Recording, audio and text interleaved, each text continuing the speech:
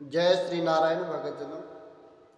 भगत जनों, अपने जीवन में चाहे सुख आए चाहे दुख आए, उन सभी से एक समान भाव में रह करके हमेशा अपने प्रभु में ध्यान लगाए रखना चाहिए। जो जीव अपने प्रभु में ध्यान लगाए रखता है, जो एकाग्रचित होकर के भगवान के प्रति अपने आप को समर्पित रखता है, भगवान उसे हमेशा अपना सर्वप्रिय स्थान दे देते हैं। ऐसा कहा जाता है कि माता कुंती ने एक बार भगवान को प्रसन्न कर लिया उनकी सेवा कर करके। उनकी बहुत सेवा की तो भगवान प्रसन्न हो गए। कहते हैं कि भगवान ने कहा कि हे कुंती, आप कुछ वर मांगो, मैं आपको वरदान प्रदान करना चाहता हूँ। जो आपकी इच्छा हो वह आप मुझसे मांग लीजिए, मैं आपको प्रदान करना चाहता हूँ। कहते हैं कि माता कुंती ने भगवान से केवल विपत्ति का समय ही मांगा कि मेरे जीवन में केवल दुख ही रहे। कहते हैं कि उन्होंने दुख मांगे तो भगवान ने पूछा कि हे देवी, आपने अपने जीवन में कष्ट ही क्यों मांगे? क्या आप सुख, आराम, ऐश्वर्य, राज पाट ये सब नहीं चाहते? आप अपने जीवन में ये कष्टदायी दिन क्यों मांगे? आप कहते हो कि आप हमेशा मैं विपत्तियों से घिरी रहूं। तो कुंती माता ने बहुत ही सुंदर प्रश्न का उत्तर दिया। कहते हैं कि माता ने कहा कि अगर मेरे जो विपत्ति का समय रहेगा जो मेरे पास, मैं उन विपत्तियों के समय में मैं हमेशा अपने प्रभु को याद रखूंगी और अपने प्रभु को याद रखूंगी तो मेरे प्रभु मुझसे दूर कभी नहीं होंगे। अगर मैं सुख, वैभव, राज पाट मांग लूंगी तो मैं उसी के ऐश्वर्य में अपने प्रभु को भूल जाऊंगी। अपने प्रभु को भूल जाऊंगी तो भगवान मुझसे दूर हो जाएंगे और मैं कभी भी भगवान को प्राप्त नहीं कर पाऊंगी। इसलिए हे भगवान, आप मुझे विपत्ति का समय ही दीजिए। मैं विपत्ति का ही समय मांगती हूँ जिससे मेरे जीवन में दुख दर्द रहेंगे और मैं हमेशा आपको याद करती रहूँगी।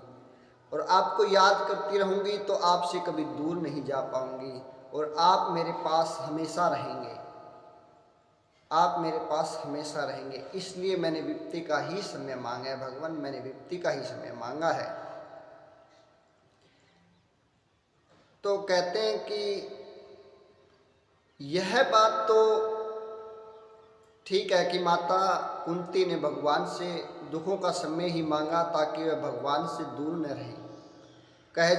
कहा जाता है कि महाभारत का युद्ध जो हुआ, कहते हैं कि कुंती माता अगर अपने पुत्रों को आज्ञा न देती कि आप अपने राज्य के लिए, अपने सम्मान के लिए आप लड़ो, तो युद्ध नहीं होता। वो मना कर देती तो कहते हैं कि युद्ध नहीं होता। तो वो आज्ञा उन्होंने क्यों प्रदान की? उसके भी दो कारण हैं। उसका पहला कारण तो ये है, माता कहती है कि चाहे पांडव और कौरव राज्य के लिए लड़ते रहे और लड़ते भी रहते तो भी मुझे कोई तकलीफ नहीं थी, परंतु उन्होंने मेरी पुत्र वधू द्रौपदी को भरी सभा में नग्न करना चाहा। उसके लिए मेरे मन में क्रोध है कि मेरी पुत्र वधू को उन्होंने नग्न करना चाहा। और दूसरा कि भगवान श्री कृष्ण स्वयं दुर्योधन के पास, धृतराष्ट्र के पास संधि का प्रस्ताव लेकर के जाते हैं, शांति दूत बन करके जाते हैं। और वही दुर्योधन जब उसके दुर्योधन के साथी जब भगवान को बंदी बनाना चाहते हैं, बंदी बनाने की कोशिश करते हैं, तो वह जो भगवान को बंदी बना रहे हैं और मेरी पुत्र वधू को वो भरी सभा में नग्न कर रहे हैं, तो माता कुंती ने सोचा, विचार किया कि इनके पाप दिन प्रतिदिन बढ़ते जा रहे हैं, इनके पाप बढ़ते जाएंगे, पूरा राज्य एक दिन पाप से बढ़ जाएगा और पूरे राज्य के अंदर पाप फैल जाएगा। तो इसलिए इन दुष्टों का संहार होना बहुत ही जरूरी है। अगर इन दुष्टों का संहार नहीं होगा तो ये जीवन में ये पाप ऐसे ही करते रहेंगे और धर्म का कोई स्थान नहीं रहेगा। इसलिए इनका संहार होना बहुत ज़रूरी है।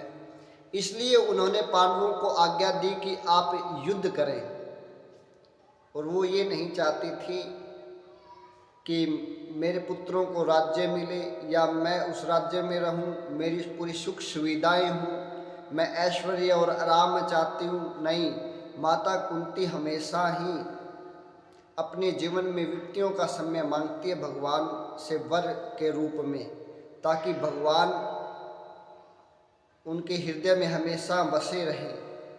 अगर कहते हैं कि सुख के दिन आ जाएंगे, आराम ऐश्वर्य के दिन आ जाएंगे, तो मैं भगवान को भूल जाऊंगी, और भगवान को भूल जाऊंगी तो भगवान को मैं कभी याद नहीं करूंगी, तो भगवान मुझे क्यों याद करेंगे। इसलिए मैं चाहती हूँ कि मेरे साथ मेरा व्यक्ति का दुखों का समय रहे और मैं भगवान को हमेशा याद करती रहूँ और भगवान मुझसे कभी दूर ना हो। इसलिए उन्होंने भगवान से दुखों का ही समय मांगा।